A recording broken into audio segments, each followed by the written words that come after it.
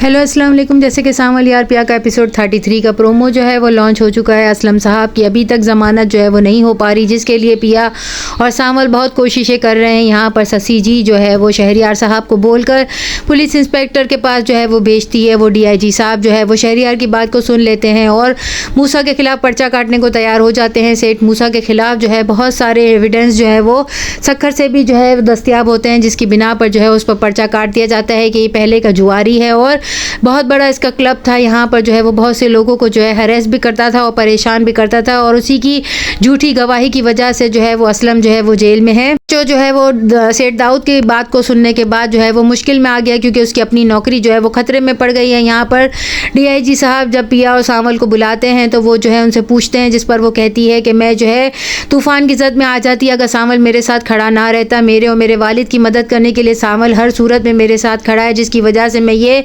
मुश्किल वक्त जो है वो बर्दाश्त कर पा रही हूँ। यहाँ पर आलियान से मिलने के लिए जब वो जाती है तो सावल भी उसके साथ जाता है। सावल मना करता है, लेकिन आलियान से मिलने के लिए पिया कहती है कि तुम तो मेरी हर चीज़ के जो है वो गवाह हो, तो तुम्हें मेरे साथ चलना ही होगा, तुमसे कुछ भी ढका छुपा नहीं है। आलियान कहता है इसको क्यों लेकर आई हो, लेकिन वो कहती है कि हाँ ये मेरा जो है तहफ़्फ़ुज़ और बॉडीगार्ड बनकर यहाँ पर आया। आलियान जो है वो अपने दोस्त के ज़रिए छुपकर जो है इन्वेस्टिगेशन कराता है, जिसके पास जो है कुछ एविडेंस उसे मिलते हैं और वो तमाम सबूत जो है वो पिया को भिजवाना चाहता है। लेकिन उसका दोस्त कहता है कि जब तुम उससे बात नहीं करते तो कैसे भिजवाओगे। और आलियान कहता है एक बंदा जो जाकर देकर आएगा। यहाँ पर एसएचओ जो है वो निसारे के पास और मूसा के पास आकर कहता है कि अब उस लड़की से आप परे ही रहें तो अच्छा है, क्योंकि ना सिर्फ सावल उसका तहफ़्फ़ुज़ कर रहा है बल्कि अब तो डीआईजी साहब ने भी पर्चा काटने का कह दिया। वो लड़की बहुत चालाक है, उसने बहुत से सबूत आपके खिलाफ जमा कर लिए, आप उससे दूर ही रहें तो अच्छा है। लेकिन यहाँ पर मूसा जो है वो पिस्तौल निकाल लेता है और कहता है उसने बरसों का ढका छुपा जो जवारी था उसको जगा दिया है, मैं छोड़ूंगा नहीं, मैं इसको जान से मार दूंगा। उसे रोकने की कोशिश करता है। यहाँ पर आलियान को उसके वालिद बाहर भिजवाना चाहते हैं, लेकिन वो भी रुक चुका है क्योंकि वो अभी पिया का